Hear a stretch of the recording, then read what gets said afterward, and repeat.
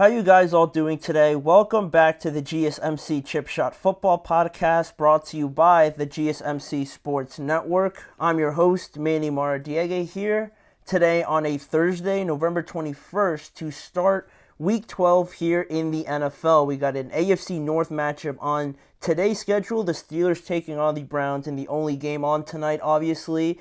Two teams going in very different directions, but it doesn't take away the importance of this game and just how close it actually is going to be. So we're going to break that down for you guys. Also, it's Thursday, so we're going to get into the game picks for Week 12, Part 1 today, and then Part 1 tomorrow, finishing off the week. And some more topics. What Micah Parsons lately said about the Dallas Cowboys is sure gonna bring a lot of attention to what he said, and also we're looking at the matchup a little bit ahead of time between the Chargers and the Baltimore Ravens, among the many things we're going to talk about on today's show. So make sure to stick around. But before we do get started on the preview to Thursday Night Football, I'd like to remind you guys, if you have any questions, comments, or any opinions you'd like to share, please don't hesitate to do so. Your input and interaction is always a big part of what makes this show great and what keeps the show, feeling,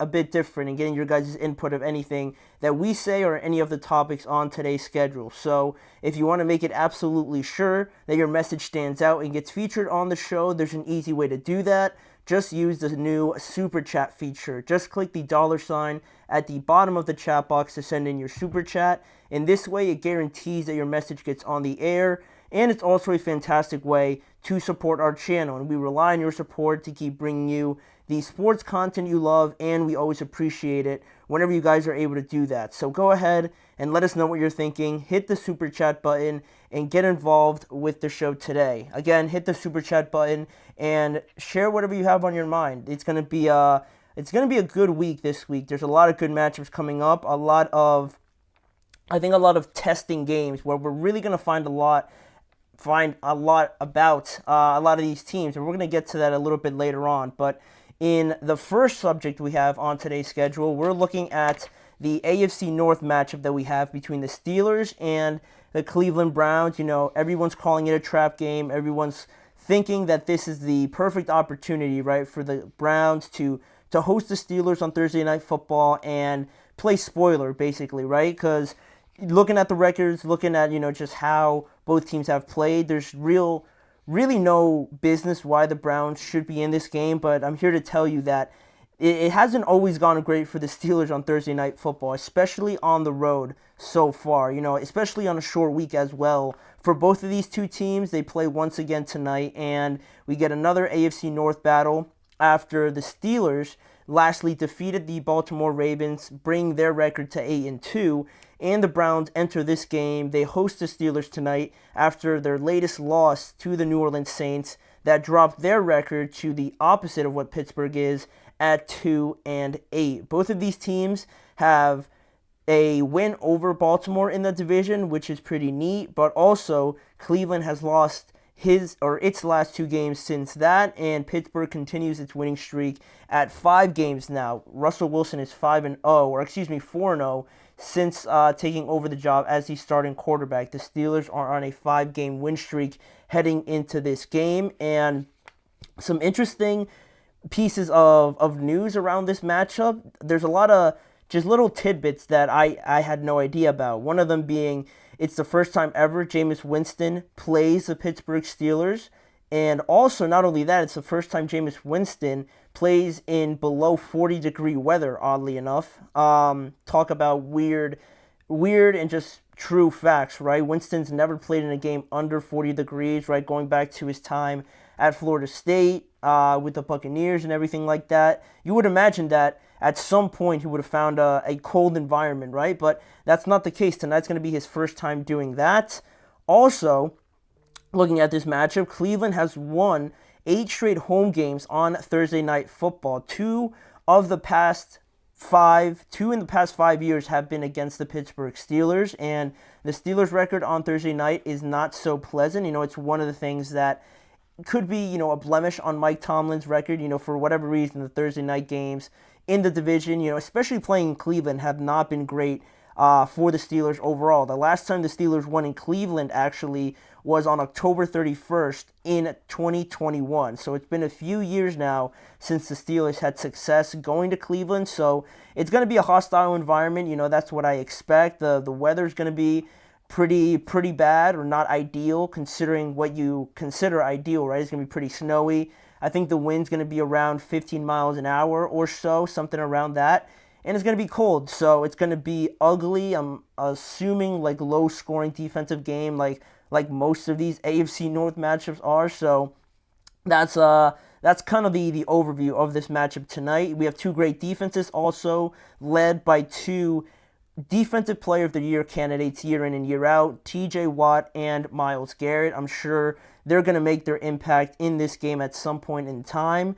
And now looking at one of them, and looking at one of these teams, the Pittsburgh Steelers, looking at them, Alex Highsmith, one of their premier pass rushers, is not quite ready to go in tonight's game. He's been ruled out for tonight, so it'll be Nick Herbig starting on the opposite side of TJ Watt once again. He played a big role last week. He's looking to do the same this time around. And for the first time also, looking at the latest games, back to that Ravens game for the Steelers, Russell Wilson, that was his first time he had not thrown a touchdown for Pittsburgh since he took over. Before that, it was 3 touchdowns against the Commanders, a couple against the Giants. I'm pretty sure he threw 1 against the Jets as well. So it's one of the biggest letdowns, I guess you could say, for lack of a better terms, for Russ in his time as the starter. He's only played about 4 games, but the way it started, I think that's raised everybody's expectations. But the red zone efficiency is obviously a problem that the Steelers have to address. I mean, I say that, but I've been thinking about it all day, and the idea about the red zone efficiency, obviously it's a problem, but Russ has played 4 games. He's basically, been injured the entire time, and I'm not trying to justify them being 0 for 4, right, in the red zone, but, it's been like 1 game. And then I don't want to get too carried away about everything else that they've been saying, but that's been one thing that, I kind of picked out that, it is bad, but I feel like they're only going to get better from it. Does that include Justin Fields? Maybe they could try that. They tried it last week, not in the red zone, but just trying to convert on the last drive there against the Ravens. So we'll see if they bring that back out tonight. But it's something that is a worry, but let's not start freaking out about it at this point in time. Also, a win also tonight would guarantee Mike Tomlin's 17th straight year without a losing season if they win tonight. So it's also pretty interesting too, because the Steelers, I believe at the beginning of the season, were set at about 8.5 wins, and they could also break that tonight if anybody out there happened to bet on them or anything like that. That's also something they could accomplish tonight. And looking at the other side of things, the Cleveland Browns, they traded away Zadarius Smith, so that defense definitely lost a big, impact player for that side of the ball. And on that note, even with Zadarius Smith there, I feel like this defense hasn't been usually this year where I would have expected them to. Last year, just as a comparison, I felt like they were a lot more dominant, or I heard their name pop up a lot more. And this year, they're allowing 25 points per game and 132 rushing yards per game as well. So it's not really screaming out that they're as dominant, but they definitely have a lot of impact players, right? I don't want to discredit them, too much, right? With Denzel Ward, Myles Garrett, obviously, and those guys. Greg Newsome is a great player. Grant Delpit as well. They're all very good players, so it's still going to be tough, but I feel like they've kind of dropped down a step or two. But on the offensive side of the ball, something to point out, and this will lead me into the matchups, is that their offensive tackle, Jedrick Wills, is not going to be able to play tonight. Their backup tackle, DeJuan Jones, has been ruled out for the season, so it's going to be a third-string tackle on that side to either face Nick Herbig, or unless they do some other things to flip around the line, it's probably going to be a third string against Nick Herbig. So watch out for that matchup, obviously. And Mike Hall, their defensive tackle, and Jeremiah Owusu-Koramoah are still on the injured reserve. So, like I said, it leads me into the matchups, and one of them is going to be Nick Herbig going up against that backup offensive tackle, right? TJ Watt's going to get chipped. A lot of the attention is going to go to him, as well as, Cam Hayward and things like that. Can Nick Herbig create as big of an impact getting to the quarterback this time instead of, getting to Derrick Henry and forcing a fumble, right? Blowing up the 2-point conversion. All great things, but I feel like in this game, they're going to have to definitely get to Jameis Winston to swing the game their way on the defensive side of the ball. So they're definitely going to be looking at that side to try and gain an advantage there. Also, likewise on the other side of things, Myles Garrett going up against Dan Moore. They've seen each other a bunch of times. Myles Garrett has had his success. Dan Moore, surprisingly, has played pretty well, considering that is Myles Garrett on the other side. They're not always going to double team him. They're not always going to chip him. They're going to do it as much as they can, but a lot of the times it's going to be one-on-one. So how often can not only Dan Moore block Myles Garrett, but how quickly can Russ get it out of his hands? Because it's not like he's just going to take off and run. So that's going to be huge as well. And then another matchup I'm interested in is going to be Denzel Ward against George Pickens. So there is a bit of a height difference there. So there's that. But Denzel Ward, is a very good player. He's a very good corner. I think he was voted number 2 or number 1 this year for that ESPN, poll that we did and talked about, I think, over the offseason. He was very highly rated, and he's not really mentioned too much, but that's not necessarily a bad thing, right? It just means no one's really throwing to him. So that matchup is going to be huge if Denzel follows him or if he, kind of passes him off to Greg Newsome. Will be interesting to follow. But overall, with all these bad vibes going to Pittsburgh on how it's a trap game, they don't really perform well on Thursday Night Football. I think I'm going to lean on the side that the Steelers are just have enough. And it sounds crazy, like they're not that much better than the Browns, but you never know in these divisional games. But also, I feel like that weather and Jameis Winston, it's not really a good combination. And I've heard a lot of people, more than I expected, talk about Jameis's small hands for how random it sounds, right? You think cold weather, holding on to the ball and everything like that. I feel like that's going to be a little wrinkle in this game where everybody might not know about that, and it could make a big impact. So, and Jameis Winston's not very shy about, thinking about turning the ball over or anything like that. He really doesn't care about that sort of thing. So he's going to be slinging it all over the field, I imagine, even through the bad weather. So I think that's going to be a big point once we look back at this game. If he's able to limit the turnovers and limit the the risky plays, then it could swing in the Browns' favor. But I think the Steelers should have enough. They should score. I would say I'm expecting 2 touchdowns from them today. So I'm going to say that the Steelers win today 25. They'll win 25-13, I'll say. 25-13 is my final prediction. That game is set to kick off in about an hour and a half from now, so we still have a bit to go. But in the meantime, during that time, we're going to move on to our weekly game picks. We are in Week 12 of the NFL season. We're going to go through 6 games that we have in store today, and we're going to break it down, analyze them, and just give our picks as we usually do. So don't go anywhere. We'll be right back. I feel like I'm losing my mind. Is everybody in the world blind? Please, Lord, give me a sign, a sign. I feel like I'm losing my mind. Is everybody in the world blind? Please, Lord, give me a sign, a sign. I wanna be the greatest. Everybody on the fake shit. I look around and feel like everybody is the fakest. I make this every day and I'm impatient, hoping one day I blow up from the basement. Statement, the top is so vacant. I don't hear shit that I think is amazing. Waiting for my day when I'm playing sold out shows for 1,000 faces. Hey, give me that crown, get in my way and to be put down. It ain't your place, all this my town. If I want that shit, then I'll get it right now. I'm losing it, the noose it fits. I'm losing shit, a stupid myth. You choose to live or choose to dip. You choose to fight or lose your grip and lose a gift. I feel like I'm losing my mind. Is everybody in the world blind?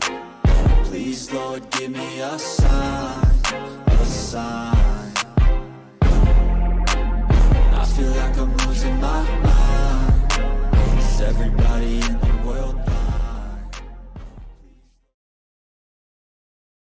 Welcome back to the Chip Shot Football Podcast. Here today on a Thursday, we're going to go through a good amount of the slate on Sunday in part one of our game picks that we usually do each and every week, predicting the outcomes of all the games this upcoming weekend. And I feel like I like telling myself that I've done a pretty good job of predicting these. There's been a couple slip-ups, definitely, but this slate of games, I don't think I had too much trouble deciding compared to other weeks. So with that said, looking at the first half of the picks that I'll do today and then part two tomorrow, the first one that you see in the top left-hand corner is one that I'm really looking forward to, one of a handful of games that I'm really looking forward to in this week of games between the 49ers and the Green Bay Packers. Is the first one that we have to discuss because this is a rematch of last year's divisional game, and the 49ers obviously came away from that. They went to the NFC Championship game, but it wasn't without any scares or any doubts or really any moments where you thought, I truly thought that the Packers were going to win that game. But ultimately, it came down to the 49ers getting a turnover on Jordan Love, and that ultimately sent the Packers home. And like I said, the 49ers hosted the NFC Championship game against the Lions. So now we got a rematch of these two teams, this time in Lambeau Field. Green Bay currently holds the 6th seed in the NFC playoffs with a 7-3 record, trying to get revenge on the 49ers this time around. And for me, for the 49ers, I think it's a must-win game. I've been saying it over the last couple days that I know they're sitting at 5-5, and that's not like technically awful, right? But I think for what the expectations were for the 49ers, they're currently sitting in 10th place right now in the NFC. So they're last place in the NFC West also. So I think by those metrics, by those standards, they definitely need to be better. You know, George Kittle should be healthy to go this week, so they're going to get him back. And I expect their offense to look a bit more prolific with George Kittle. And the kind of season that he's having, honestly, it hasn't been talked about enough. So I think that's been something that they missed, obviously, last week in the loss to the Seahawks. And it's San Francisco's opportunity, I think, to really have a, sort of litmus test and kind of remind themselves that, yeah, they are that good. I think there's been a little bit of hesitancy starting to creep in, not just from me, but I feel like from a couple people. And, they still haven't beat a team over 500, where Green Bay has only beaten Houston as the only team they've beaten over 500 as well. So for both of these teams, it's a good measuring stick, a good measuring game of where they stand right now. So it was a hard one to pick. Honestly, this one was probably the toughest one to decide on, but I'm going to go with San Francisco still. I think George Kittle's going to make a big impact on his way back, and I'm just not sure I trust Jordan Love completely to not throw a turnover, and I feel like that could cost them. It hasn't yet, but I feel like in a game like this, it certainly could. So I'm going to go with San Francisco because they also need it desperately. So I'm going to go with them.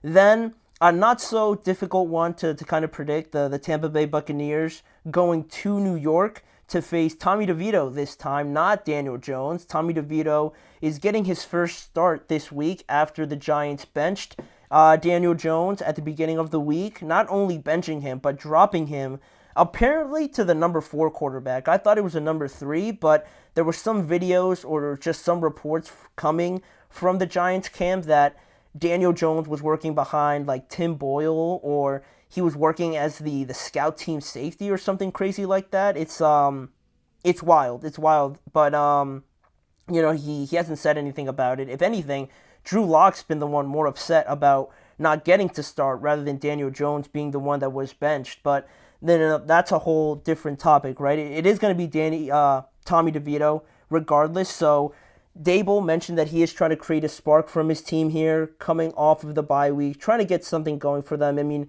they're 2-8. They're not really shooting for the playoffs, right? But they are trying to end the season strong, and he feels like Tommy DeVito gives them their best opportunity. So that's what the Giants are kind of looking at. But for the Buccaneers, right, they could be getting Tristan Wirfs and also Mike Evans back for this game. Mike Evans was limited, and also Tristan Wirfs. Both of them were limited in yesterday's practice. So it's kind of trending for them to get involved this week again against the Giants. So that's obviously huge for them, right, to try and make a playoff push, because they need to win the majority of their games, if not all of them. And having those two guys back is obviously going to make a big difference, despite the fact that I like the way they've been playing.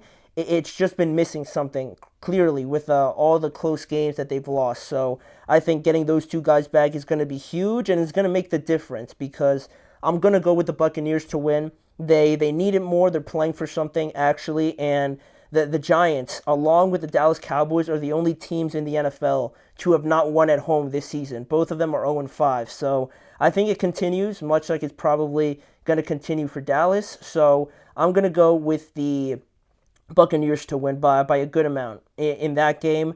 Then, probably the easiest one to decide, the Chiefs are going to win. I don't think I need to say too much more other than, I mean, the record speaks for themselves. I mean, I don't know what else I could say. If anything on this game, they could get back Isaiah Pacheco and Charles Omenihu for them on both sides of the ball. So that's encouraging for the Chiefs to finally get some people back. But for obvious reasons, obviously, the Chiefs are going to win. I think they're going to bounce back after suffering their first loss of the season last week. So they should get the win here over Carolina and move to 10-1. Then what should have been a more interesting game, but obviously with the injuries to Dak Prescott and, just the way the Cowboys season has gone, we got the Cowboys traveling to Washington to take on their former defensive coordinator, Dan Quinn. And not only their former defensive coordinator, but also there's going to be a lot more familiar faces between these two sides. We're going to have Tyler Biadasz, the Commanders center. He's going to be playing against his former team. Dorrance Armstrong as well on the Commanders now, coming over from the Cowboys. Dante Fowler Jr. is another one on that defensive side of the ball, playing against his former team. So those guys, you can imagine, are going to be uber motivated, as will Dan Quinn. They're going to try and play it down, but they'd love nothing more to have this extended break coming off of their loss to the Eagles on Thursday Night Football and get a win against their former team. That would be the perfect recipe to face this second half of the year. So I'm gonna go with the Commanders. I think they have a game here where they could try and break out of that mini offensive slump that they've been going through. It hasn't looked quite as fluid, or they haven't been really executing on scoring touchdowns as much as we've been accustomed to. So I'm going to go with the Commanders to win. I think, maybe the Cowboys will make it a bit of a fight early on, but I feel like it's going to go usually the same as it always does, right? The Cowboys will make it close, but then also I feel like they're gonna separate themselves a little bit as we go along through the game. So I'm going to go with the Commanders. They should win and keep a good stronghold on their wild card spot there, moving to 8-4. Then, after that matchup, we got another divisional game here between the Patriots and the Miami Dolphins. This is the second meeting that they're having already this season, and with that being the case, the first time looking back at it now, it was Miami who won that game 15-10, but in terms of the quarterbacks in that game, it's not going to be, either of them did not play, either of them are not going to play in this second meeting, because in the first game, it was Tyler Huntley going up against Jacoby Brissett, right? The game finished like 15-10 or something, so with that in mind, now it should be a bit more exciting with Drake May, the way that he's playing, but also Tua coming back from that injury. He's looked refreshed. He's looked like this offense is, like they have their starting quarterback again, and that's how well they're playing. And not only on the offensive side of the ball and how the Dolphins are averaging something like 27 points per game with Tua's return, but that defense has really impressed me. Anthony Weaver, their new defensive coordinator this year, has been doing a great job with them, shutting teams down. They were in a close game with the Bills. They couldn't get that one over the line, but it was only a 3-point deficit. And against the Rams, I was very, very much impressed with them and how they got to Matthew Stafford. And with the combination of the Patriots not really having too many guys that can create, separation very consistently, I'm still going to go with the Dolphins. Drake May's playing great, but he can't do it all himself, right? Obviously, as a rookie. And, Miami's right in that playoff race with the Colts, right? They're only one game back of the Broncos, so it's going to be pivotal for them to try and win this game and keep pace with the Colts potentially. I don't want to give too much away, but in case they lose to the Lions, right? This could be a big win for them. So I'm going to go with the Dolphins here as well. And lastly, we're going to have the Titans and the Houston Texans, another divisional game that we have here in Week 12. And we got two quarterbacks who were drafted last year playing each other for the first time.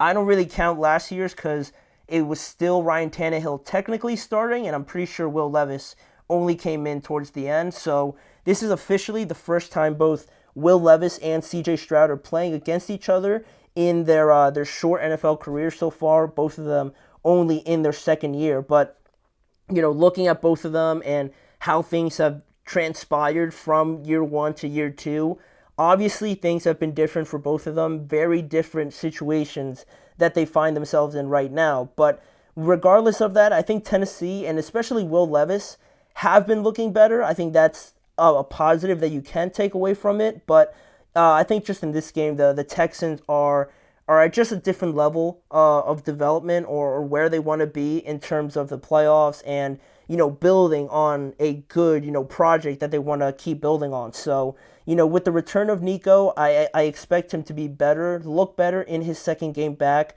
from injury. Also, Tennessee has struggled with the run game, especially their own run game last week against the Vikings. And Houston, I think their defense will impact this game, much like the Vikings defense did last week against the Titans. They kind of struggled. So I'm going to go with Houston, obviously. I think their defense is going to get a couple turnovers and make life hard for Will Levis in this game. So Houston wins, the Dolphins win, the Commanders win, the Chiefs win, the Bucks win, and who did I pick? The 49ers win. I think we got all the away teams winning on the left side and all the home teams winning on the right side, funny enough. So those are my picks only for the first half. We're going to bring the second half to you guys in tomorrow's show, so make sure to tune in for part 2. But for right now, we're going to go to our next break, and when we return, talking about these games and these matchups, we're going to look ahead a little bit to Monday Night Football and not really break it down like a preview, but looking at the significance of this game between the Chargers and the Baltimore Ravens and what a win could mean for the Los Angeles Chargers and likewise what a loss would mean for the Baltimore Ravens. So that is coming up. You're listening to the GSMC Chip Shot Football Podcast. Looking for your daily fix of sports talk without having to pay for it? GSMC Sports Network is available on YouTube. Just search GSMC Sports Network. Get your fix of daily sports talk shows on YouTube, absolutely free. NFL, college football, NBA, MLB, MMA, UFC, fantasy football, and so much more. GSMC Sports Network has shows running all day long, with new sports shows starting every 2 hours. Just like on your favorite cable sports channel, except GSMC Sports Network is absolutely free. Just search GSMC Sports Network on YouTube to catch one of your new favorite shows, like the GSMC College Football Podcast, Chip Shot Football Podcast, Hoops and Heels Women's Sports Podcast, GSMC Basketball Podcast, and so many more. Check it out for yourself. GSMC Sports Network, now available on YouTube absolutely free. Search GSMC Sports Network on YouTube right now.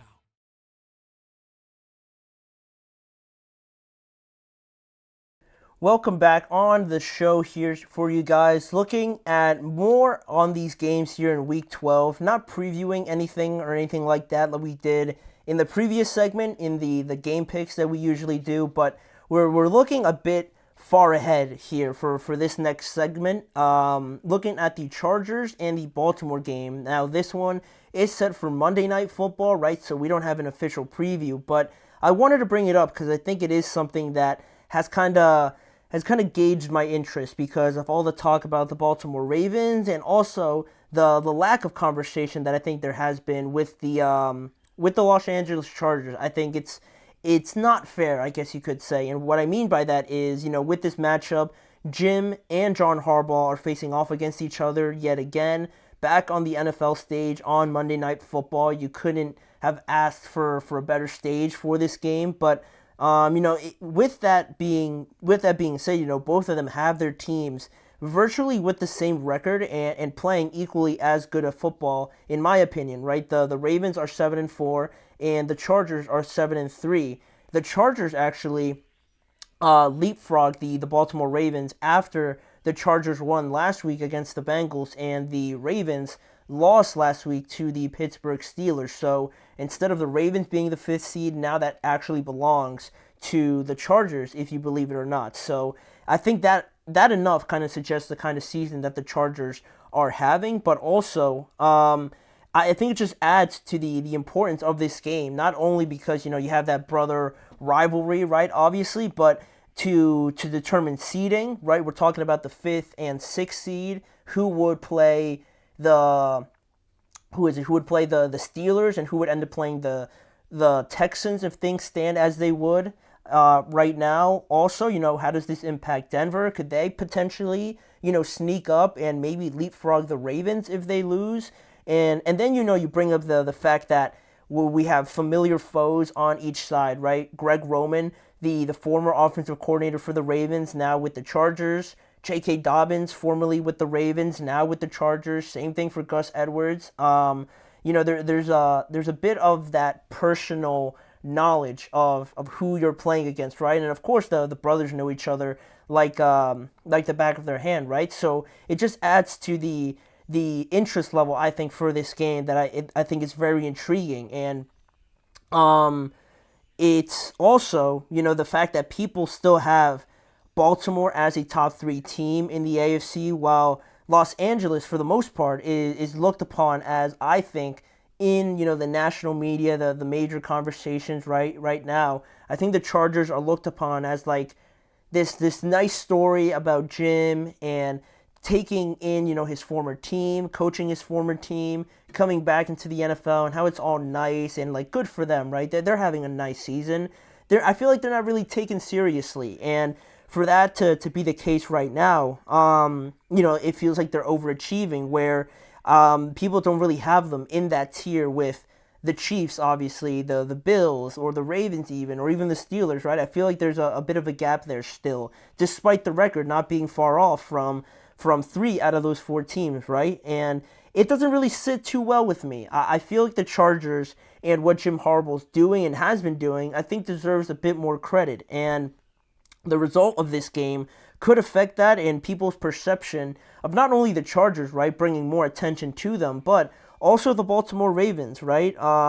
Starting off with the Chargers, though, first of all, right now, I think the Chargers, how they're built and what the MO is on them is that, right, they're a tough, gritty team based on defense, based on winning at the line of scrimmage, offensive line and defensive line likewise. Running the ball is huge for them, and also limiting turnovers. Justin Herbert only has 1 interception this entire year, which is nuts. And also, we talked about defense and winning at the line of scrimmage. Their defense overall is first in points allowed, only allowing like 2 touchdowns, 14.5 points per game to the players that they have, right? Because they've had talented players. They've had Derwin James now for a while. They've had Joey Bosa for a while. They've had Khalil Mack for, I believe, his 2nd or 3rd year now with the Chargers as well. And even with that, even having those good players, the defense hasn't really looked like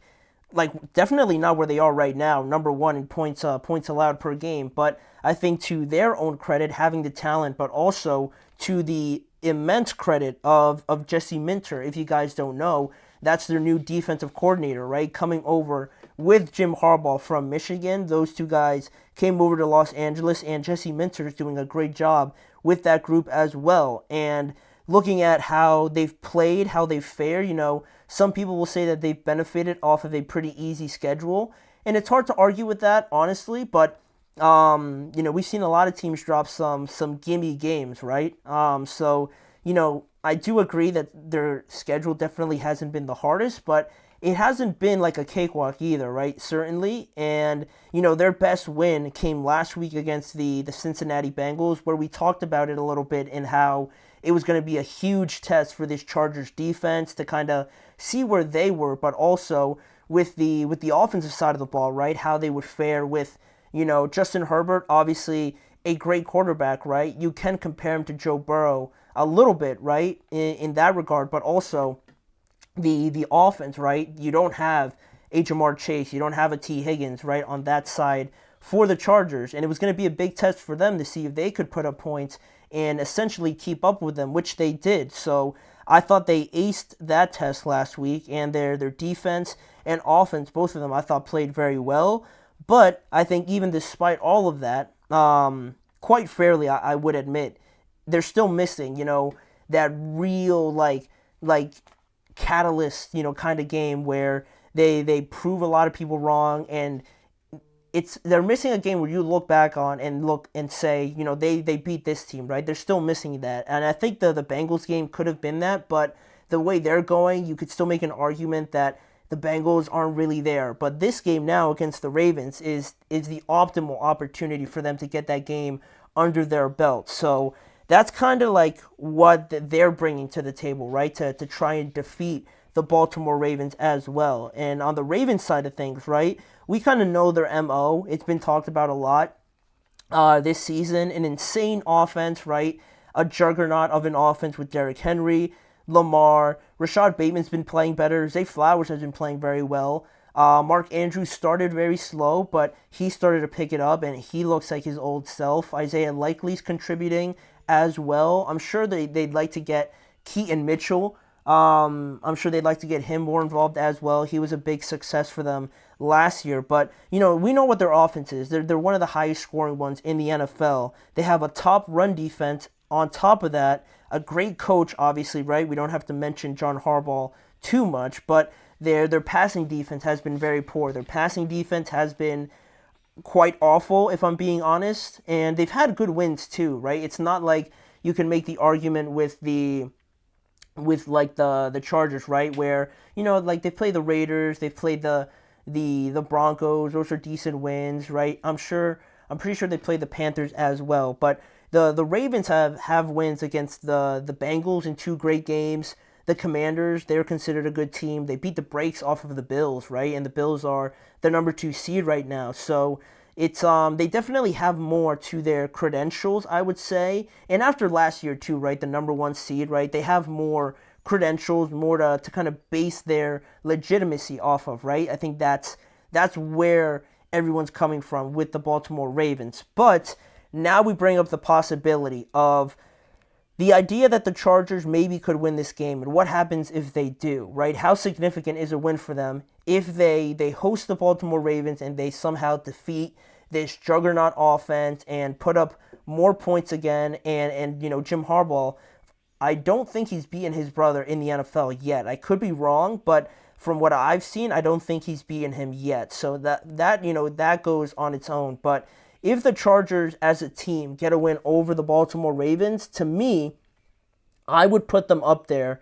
with the Pittsburgh Steelers at least. But also, I think it would close the gap certainly, or even the playing field, quite honestly, with the Baltimore Ravens. And that's probably not what people want to hear, but I feel like that's the significance that we're talking about. I think if the Chargers actually beat the Ravens and do a good job and go in there and maybe beat them like 34 to 31 or something like that, and put up points and have a decent defensive performance, maybe get a turnover or something like that, I think you at least have to put them up there because not only of the record, but directly they just beat them. And if it's a game like that, right, and the Chargers don't mess it up for themselves, right, I think you at least have to even the playing field with the Ravens. And I think that's one thing that could happen. Also, if people still had doubts about their defense, if they go out there and play a good game against Lamar and limit Derrick Henry, easier said than done, I think it ultimately legitimizes them as a top 2 or the best defense potentially in the NFL, right? The Steelers will have something to say about that, or the Chiefs or whatnot, right? But that would be a very impressive win all in all if the Chargers are able to do that. Also, I think there should be more talk about Justin Herbert. He's done a very good job this year. Maybe the numbers don't jump out at you like Joe Burrow's, right, with like 27 touchdowns and 5 interceptions, which is phenomenal. But Justin Herbert has less impressive numbers, but his team is playing better than the Cincinnati Bengals, right? Obviously, he has 13 touchdowns and 1 interception, and he's 6th in the NFL in quarterback rating right now. So it's not flamboyant, it's not flashy or anything like that, but I feel like the word is efficient that would describe Justin Herbert and this offense, right? It's what Jim Harbaugh wants to see from his team, so I think that fits them perfectly, and more people should start talking about Justin Herbert in the kind of the year that he's having if he was to win and outperform Lamar Jackson also. And also, kind of just like as a side note, the Steelers just defeated the Ravens with a similar sort of blueprint, right? Like a top 3, top 5 defense, a offense that's maybe not so convincing yet, but they have good pieces here and there. The Steelers and the Chargers are very similar, so maybe the Chargers can take something from that Steelers game and apply it, and in that way, I don't really think it's so impossible for the Chargers to not win this game. But then on the other side, if the Ravens were to lose this game, what would that mean for them, right? Depending on how they lose, in my opinion, I think would be significant, right? If they lose by like 10 points or something like that, and their offense drops another dud, I think that would be significant, but also just the loss, regardless, just in general, I think would be impactful all in all, right? Because when they lost to the Steelers, right, all I've been hearing is the Steelers didn't score a touchdown, the Ravens beat themselves, which is true, it's true, but I think you're discrediting what the Steelers did also. So, they lost that game, but still people didn't drop it down because the Ravens had some mistakes as well. But if they were to lose this game, I don't think you can contextualize it in, oh, this happened, or, oh, they had too many penalties. I think a loss, just in general, would be significant because they would have 5 losses on the year, and that would already be more than they had last year when they were the number 1 seed, obviously, right? And it doesn't make too much sense if you bring in Derrick Henry, you were the number 1 seed last year, and then you drop to the 5th or 6th seed, right? That doesn't make sense. So that's something that would have to get talked about, obviously. But lastly here, I think it would separate them. It would certainly create a gap for me from them and the Buffalo Bills and the Kansas City Chiefs. I would have a hard time putting them in that group if they were to lose, right? I think I would group them with the Chargers and the Steelers, right? More so than the Bills and the Chiefs if they were to lose this game. But also lastly, I think if Lamar doesn't play well, or even if just the Ravens lose in general, I think that would take a big hit to his MVP chances as well. I think it would lean more towards Josh Allen at this point. So, it's huge, but also, for the Ravens to win, I don't want to make it sound like it just wouldn't mean anything. If the Ravens do win, and they do it pretty dominantly against the Chargers and the defense that's allowed the least amount of points so far through the year, I think, that's a great bounce back win to kind of prove themselves again and remind everybody, no, last week was a fluke. They could try, stop all this talk about them, about using Derrick Henry, not using Derrick Henry, right? If they go out and win dominantly, they have an opportunity to kind of shut a lot of people up, including myself probably. So that's kind of what's at stake here for the Chargers and the Baltimore Ravens. It's a big game that we have to look forward to on Monday night, but we're going to talk about that more once that gets closer. But for right now, we have a couple more segments to get to, one of them being Micah Parsons. He said something again where he overspoke, I believe. He said too much like he did last time, so it was definitely interesting, so I wanted to bring it up on today's show and kind of break it down like we usually do with the Cowboys. So we're going to talk about that and have a conversation about it when we return after this break.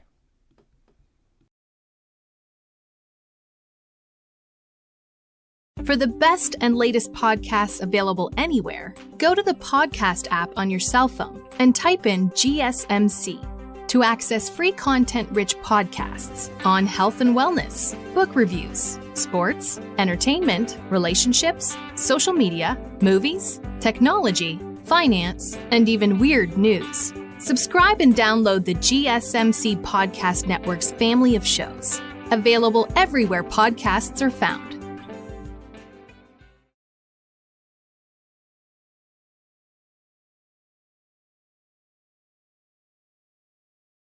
Thank you guys for joining me back here on the show, and this segment is a little bit kind of like a side kind of segment, a side topic, just because it doesn't really have too much to do with the season or kind of implications or anything like that, but I thought it was too interesting not to talk about, right? Micah Parsons and what he said recently on his podcast. And at this point in the season, right, it's hard for me to pick what's more unbelievable at this point, right, for the Dallas Cowboys.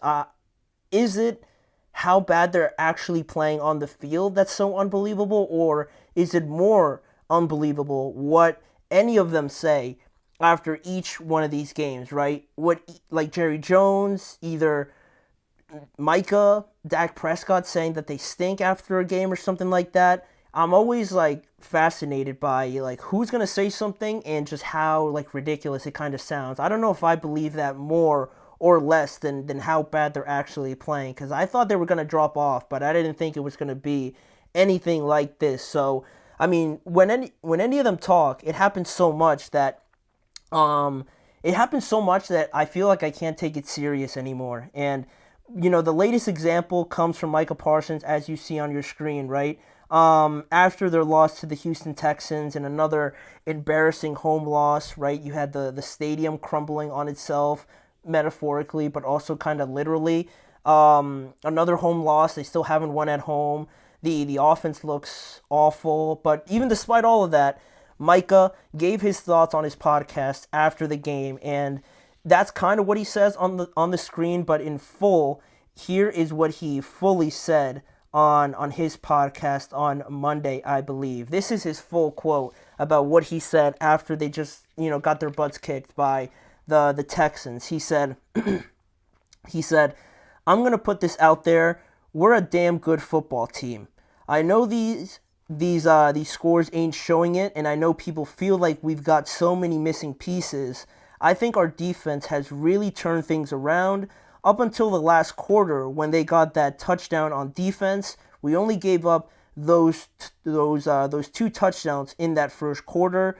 Other than that, we gave up 6 points in the other two quarters. And again, I mean, the first thing he said was, I'm going to put this out there. We're a damn good football team. Like it's, I can't take it seriously. I can't take that, what he's saying seriously. From that point on, everything that he says is just like, it's kind of like, not like it's just a joke. It's not serious. He can't be serious, right? Because for him to say something like that, firstly, is wrong.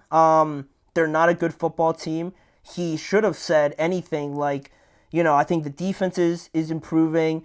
Like what he said afterwards, he said, I think our defense has really turned things around up until the last quarter when they got that touchdown on defense.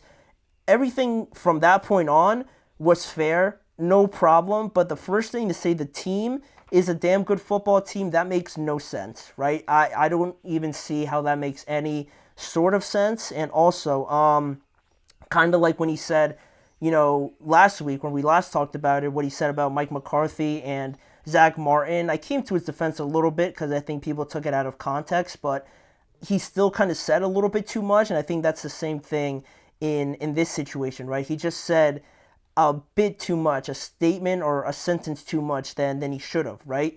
So that's one thing. And he's clearly, reaching, right? To say that they're a good football team makes no sense, right? And also, I think usually when, in any sort of, aspect of life or competition or really anything, when you start counting these sort of moral victories, like when you say, oh, we're a good team, or like we're doing this despite this and that, or anything other than actually winning, right? You can say, oh, we lost, but we're still doing this, or we did pretty good in this quarter, or we only allowed like 2 touchdowns here or there. You're talking about everything other than winning. I can't take you seriously. And at that point, if you're not considering, winning and losing as the most important things, then the statement kind of loses some of its validity to me. So that's another thing, right? I can't take it serious when, as the Dallas Cowboys, we're counting moral victories now. Like, I know the season's been bad, but to say that you're a good football team and then, kind of try and get wins here or there, other than actually winning the game and how poorly they played as a team, it doesn't make too much sense to me. And, I know that they're playing bad, and it's fine, to kind of acknowledge that you're not having a great season, and you acknowledge the growth that you've shown from where you were when you got your butts kicked against the Saints and how bad that was, to go to now and maybe see some improvement.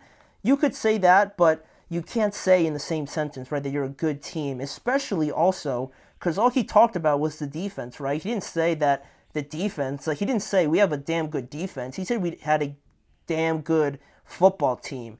You can't say you have a good team and not mention the offense. And you know why he didn't mention the offense? Because they only put up 10 points. You can't say, again, that you're a good football team. And a lot of people, kind of freaked out about what he said and just, kind of took it pretty lightheartedly, kind of like, or not, like they did the comment about Mike McCarthy. But I thought that was, the first thing that jumped out at me. And, Dallas, ultimately and fairly, I think they have good players. They have talented players. But don't come out on your podcast and after, losing another game, still not winning a single game at home. You're 3-7. You only put up 10 points. And you're still saying you're a good team. Again, it makes no sense because no good team is anywhere close to just scoring 10 points per game. And since, Dak's been hurt, obviously that's the main excuse, but it is what it is. You can't say you're a good football team after the fact that your quarterback got injured. It kind of loses its sense of correctness, right? So ultimately, when I saw this, I didn't freak out about it or anything. I'm just kind of stating what I thought about it, but he's just trolling. I can appreciate it, right? Because it is kind of funny. When someone says something so ridiculous, you can only help but laugh. When it's just it can't be serious. It can't be. So I took it more as a joke for him to say something so crazy like that. Almost in a sense where, to kind of relate it to things like when football players and basketball players talk about playing each other's sport, and you have a football player saying I'd go out there and average 20 points or something like that, or a basketball player saying I'd go out there and just work you guys or something like that, right? That's the level of seriousness I took it, right? They'd have to be kidding, right? It's not serious in any sense of the statement that he's actually feeling like what he said. So that's one thing. People shouldn't take it too seriously. I saw some people talk about it and they got a little bit serious about it, but all in all, I think he was just kind of poking fun at it. And the most serious thing to kind of say about it, if you really want to go in that direction, is that he's kind of poking fun at the team, and kind of it could be looked upon as he's not taking this losing season so seriously, and that could be the most serious part about it, because where he's kind of poking fun at it and saying something like this is so ridiculous that he can't be serious, where in the same sentence on the same team you have Mike McCarthy and Jerry Jones and some other teammates who may look at it and they might be taking it very seriously. I mean, look at Mike McCarthy, right? He's kind of trying to fight for his job here, and he's not coming out here and saying, we didn't allow touchdown, after the second quarter or third quarter or something like that, but we're still a good team. No, Mike McCarthy's going out there and he's acknowledging that they're not playing well. It's frustrating. They have to improve, and Mike McCarthy's going out there, with a very serious tone and acknowledging the situation for what it is. It's frustrating, it's embarrassing, and Micah Parsons is going on his podcast and kind of poking fun at it a little bit, and it could be interpreted that way. I'm not saying those are his true intentions, but I think it can be interpreted that way, certainly. And also, not only that, I thought it was pretty unexpected that their special teams coordinator, John Fassel, he kind of went up there in the post game and he kind of started getting emotional about one of his special teams players, getting hurt, and how seriously and personal he was taking it in a season where they're 3-7 right now. They're not really pushing for the playoffs or anything like that, but you can tell he really cares about his players, the aspect of it, and just seeing them go out there and perform and try their best and trying to win games, how it really affected him. So not to say that Micah doesn't really care about it or that he's oblivious to the fact that obviously he wants to go out there and win. It's not like he's just like clowning his own team about it, but the comment, if he's actually being serious, that comment is so ignorant and just so naive, and just that you have to believe that he's kind of poking fun at it. That's how I took it, because if he's anywhere near serious, then he really has like no idea about this team or where all their heads are at, and compared to him, where he's going on the podcast and kind of making, in my opinion, again, like a light-hearted joke about it. I could appreciate it because, again, I don't think it's serious, but it could be interpreted differently. And that's where I think that kind of happens with Micah and the things that he says, right, on his podcast or just speaking in media. I feel like he says things, and in other times where he might say something that might go too far, not to him, but to other people, where it could be interpreted differently. It's where, you run into some tricky situations. But I think it's just a situation like that. It does come off as a little bit of a lack of awareness, because, he knows, he's not going to lose his job or anything like that. He knows he's going to be there. The Cowboys want him to be there, right? Not like Mike McCarthy, where he's probably going to lose his job after this, and he's not making comments like this or kind of poking fun at it. So, again, it doesn't send a good message in that aspect, right? Where the head coach is literally battling for the team and trying to get them to wins, and Micah's kind of making comments like this. It also doesn't send a good message, in my opinion, about being a leader and being aware about the situation, right? Being what I can't think of the word, but really just a lack of awareness. But overall, I don't think Micah meant anything too harmful about it. I just think it was a joke, right? Because there's no way he was serious, and it was kind of funny to kind of say something like that, but I feel like some people took it very seriously in the way that I sort of explained it there towards the end. But yeah, the Cowboys players, Jerry, Mike, Dak a little bit at some points in this year, CeeDee Lamb as well, they don't fail to provide any sort of entertainment or any sort of content, after, before the games as well. So that's sort of the atmosphere right now in Dallas. But for right now, we're going to move off of that and get to our last segment here. We're going to get to the unanswered questions portion of the show, this time going to the AFC East and looking at the Dolphins, the Jets, the Patriots, and the Buffalo Bills, and what they still need answers to in 2024 and beyond. So we'll be right back quickly with that segment.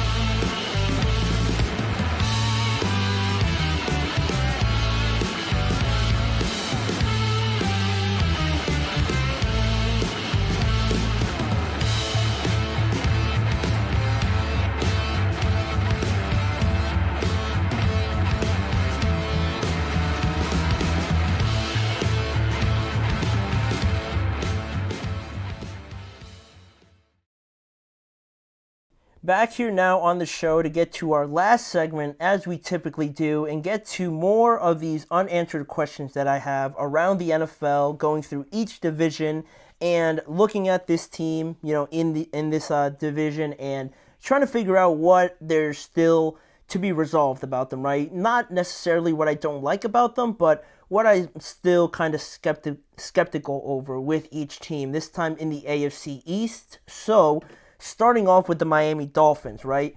The unanswered question for me, for them, would be, can we get a little bit more from Jalen Waddle? Can we see more involvement out of Jalen Waddle? Because I feel like Tua's come back and it's looked great, right? The offense has looked better. It's looked a lot more fluid. Like Tua's going out there and orchestrating this offense, right? He knows it like the back of his hand. He knows everything that there is to know about this offense, right? The pairing with him and Mike McDaniel is perfect. But, they're averaging like 27 points since Tua came back in the game against Arizona. Tyreek Hill found the end zone once again and everything like that. He's doing his thing. Jonnu Smith is performing very well. I don't want to make it sound like he doesn't have any business doing that or something like that, but I just didn't expect it. I didn't expect Jonnu Smith to be looking this good. He's second on the team right now in receiving yards, but with all that being said, I feel like it's not just those two guys. Like, Jalen Waddle is obviously on this team, and I feel like there has to be more to give, not just from him, but from the offense and just the pairing between both of them, right? I feel like it's a collective effort that we need to see more from Jalen Waddle, essentially, right? They didn't give him a new contract just for him to average 34 yards and 2 or 3 catches over the last 4 games, right? And I know you go through rough stretches as a receiver and things like that, but he is way better than 34 yards and 2 or 3 catches over the last 4 games. He needs to get the ball more. I feel like they can get him the ball more. You can certainly integrate him a lot more into this offense, and for whatever reason, it's just not really gone his way, in the flow of the offense for the last 4 weeks. They've won games, obviously, right? But if they want to make a true push here over the last, course of the month and a half left of the season, I think getting him involved, along with Jonnu Smith, who has been a nice addition, and Tyreek Hill, I think would make them even better than the level that they're showing right now. So that's really it for the Dolphins. Can we see more from Jalen Waddle, right? And what can we do essentially to get him the ball and get him more involved here towards the end of the regular season? But moving on to the New York Jets, to me the question's pretty obvious. Who will be their general manager and who will be their head coach, basically? Those two positions are, if not the two most important, but definitely two of the most impactful positions to hold, and you need to have people you absolutely trust in those positions, right? You don't have to go too far to look at Sean McDermott and Brandon Beane in Buffalo. You want to talk about consistent and an excellent job of building a team. You look at Buffalo and how far ahead they're ahead of everybody. So that's just within your own division. The Patriots, I guess, a little bit. They're still early in this entire process, but Gerard Mayo's looking pretty well, and I can't remember his first name, but the last name of their general manager kinda is Wolf. So they're doing a decent job over there in New England. They found their quarterback, so they have at least got that part right. The Jets can't really say the same. Also in the AFC East, you bring up guys like Mike Tomlin and Omar Khan now, right? Going from Kevin Colbert to Omar Khan. It's a big change, but they've just chugged along and continued their good play.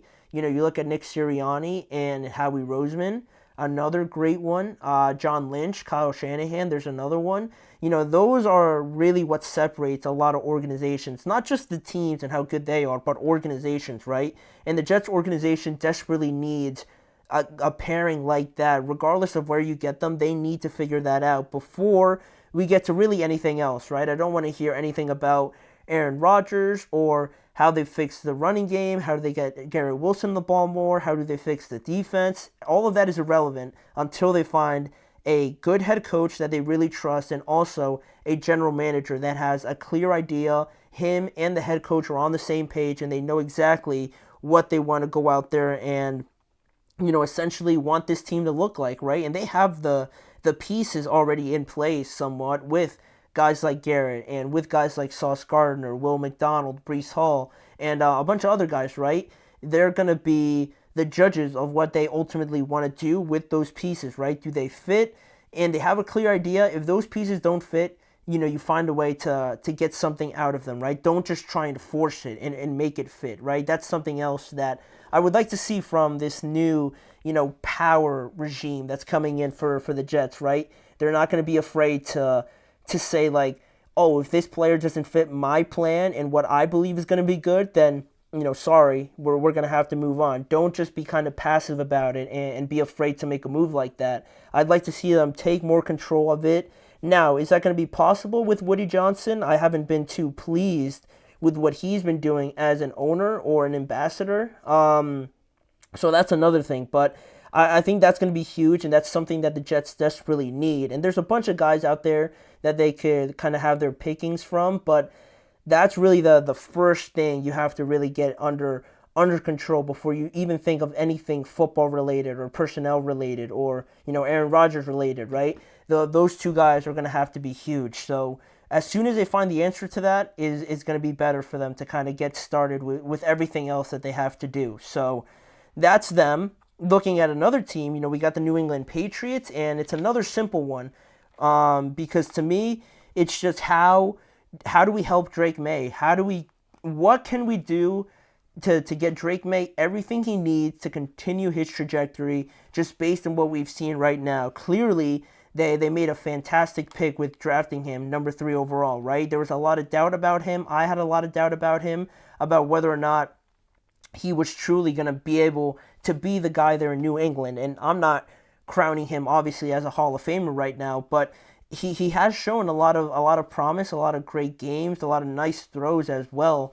And it feels like he's not, scared about it. He's not really hesitant or too passive about how he plays or the decisions that he makes, which is great to see. And the Patriots, talking about organization and how they do things, right? The decision to not start him right away has paid off for them, going through development and having him truly get better before just throwing him out there like other teams do is another thing they've done well, and it's panned out for them. So now, the attention turns to how do we get him a top-tier wide receiver? How do we improve the offensive line? Also, how do we improve the defense a little bit as well? That certainly could use some help. But, you think of guys like, I don't know. They were in for Brandon Ayuk at one point, right? They were very interested in him. I'm sure they were very interested in a lot of guys, over the offseason, but they kind of held off after that Brandon Ayuk situation. So I've seen reports about them being interested in a guy like T. Higgins and how T. Higgins is probably going to be able to hit the open market. So the Patriots have a ton of cap space that they can offer a pretty nice contract to T. Higgins. So getting a guy like that into New England, plus, the draft and whether or not maybe they get high enough to get a guy like Travis Hunter would be fantastic and would be amazing for Drake May, right? On top, I think, of also improving the offensive line. But that has to be the main question that still needs to be answered, right? Kind of looking ahead and how we can get the best out of Drake May. It's going to be huge for this New England team. But that only leaves the Buffalo Bills, right? And really the question that I have is not really anything to do with the regular season. I've seen enough in the regular season. Now to me, the main unanswered question is what is going to be, the catalyst, or what's going to be that deciding factor that carries you deep into the playoffs, right? Not just the second round, not just until you face Patrick Mahomes. How and what can you do to jump over all these hurdles that you keep tripping up on in the playoffs, right? Because, the Bills were good last year, but also, Josh Allen has been playing very well this year. He's probably, in my opinion, he should be the MVP, and the running game looks great. Joe Brady's doing a great job with this offense, and they've done a great job of adding Amari Cooper, drafting Keon Coleman, I always forget his name. Khalil Shakir is playing well. Dalton Kincaid. You have a lot of weapons for Josh Allen, and I think the projection wasn't really there for this offense in the offseason where Stephon Diggs left, and there was a lot of questions about them and how they would operate without, Stephon Diggs, but they've hit it out of the park. So I've seen enough in the regular season. I'd like to see them not only carry it into the playoffs, but what can they do to grow it, to improve it, and to show their best form in the playoffs, right? I don't want this to be their final best form and then it kind of falls off from here, right? They need to carry it into the playoffs, and how can they improve and really, find things that make the difference in those big moments in the playoffs. And, trying to get the number 1 seed would be great for them. But if not, just finding ways to improve from previous playoff performances, right? Because this Bills team, I think, definitely proved me wrong, because I didn't think they were going to be looking like this at all. But it's about the postseason now, right? They've been good enough over the regular season for the last couple years. I'm finally ready to just see what they do differently in the playoffs. What have they learned essentially from their past playoff mistakes to carry into this playoff and maybe get to the Super Bowl or just get to the AFC Championship and not have one disappointing moment that leaves them in heartbreak again. So that's what I'm still wondering about the Bills. What can they kind of surprise me with to see that, oh, this team is different this year in the playoffs, right? I'm still obviously waiting to see that. But that is all the teams in the AFC East, and that is all we have for you guys on today's show. I want to thank you guys for joining me. Please remember to like, follow, and subscribe to the show, as well as following the network on all forms of social media. If you want to see more content around the Chip Shot Football Podcast, make sure to check out both YouTube channels, the GSMC Sports and the GSMC Podcast Network channel on YouTube. And don't forget to join me every weekday at 6:30 p.m. Eastern Time for these live shows. Again, with me, Manny Maradiaga, as your host, where we'll cover the NFL, any debates, questions, the playoff race that's heating up. We're going to cover it all over the next few weeks, so make sure to tune in and watch that. But for right now, go out, watch the Thursday night football game, and join us tomorrow, where we're going to break that down, as well as looking a bit more ahead to Week 12 in the NFL.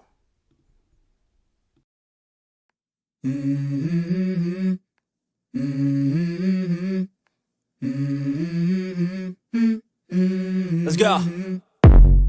I wake up to a little bit of drool on my pillow, feel like it's gonna be a bad day.